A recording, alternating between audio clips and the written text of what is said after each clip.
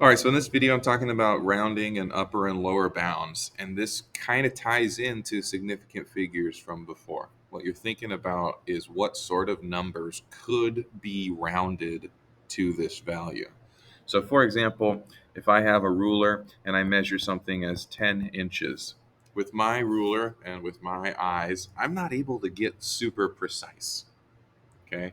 If I tell you 10 inches, that could have been anything in between. If I round it to the nearest 10, this could have been anything in between 5 and 10. Nope, sorry, not 10. 5 and all the way up to 15. Any number in between those values is going to round to 10. Now, the tricky thing about rounding is when it touches 5, it gets rounded up. So I want to make sure that I have an equal sign right here to tell you that once you touch the number 5, you get rounded up to 10.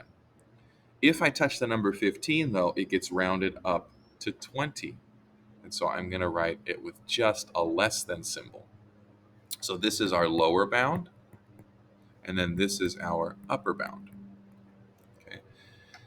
And the reason I rounded it to the nearest 10 is because this number right here has one significant figure.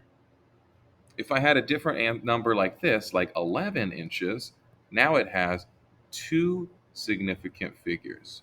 And so what could I round it to? What numbers would round to 11? Well, 10.5 would round to 11, and anything smaller than 11.5 would round to 11, like 11.4 or 11.49. So I put a less than there because as soon as it hits 11.5, that gets rounded up to 12. I put a less than or equals to on the 10.5 because as soon as it hits 0.5, it's going to get rounded to 11. Now let's look at another example. Let's say I had 123.45 centimeters. This has 5 significant figures. So I want to think about what numbers can get rounded to that value. The upper bound is easier. The upper bound is always copying down the significant figures that you already have and just sticking a 5 on the end of it. So when I had 10, I copied the significant figure down and stuck a 5 on the end of it. When I had 11, I copied the significant figures down and put a 5 on the end of it. So here I copied all my significant figures down and I stuck a 5 on the end. The lower bound is a little bit trickier. 123.4. I round the 5 down like that. That's the smallest number that would get rounded up to 123.45. So I want you to notice that my lower and my upper bounds are one significant figure more precise than my original measurement. And the upper bound always matches the original number, just putting a 5 on the end. Okay? So upper bound matches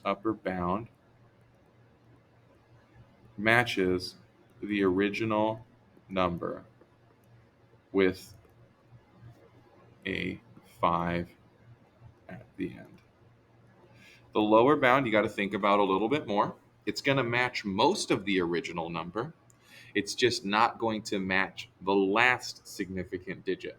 So if I look, I'll use a different color for this.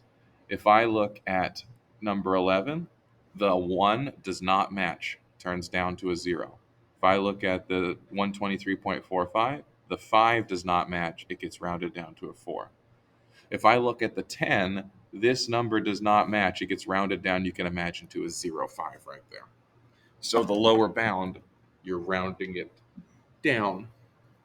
Okay, so that is upper and lower bounds. Please comment or ask questions if there's anything there that was confusing or if you just want more examples.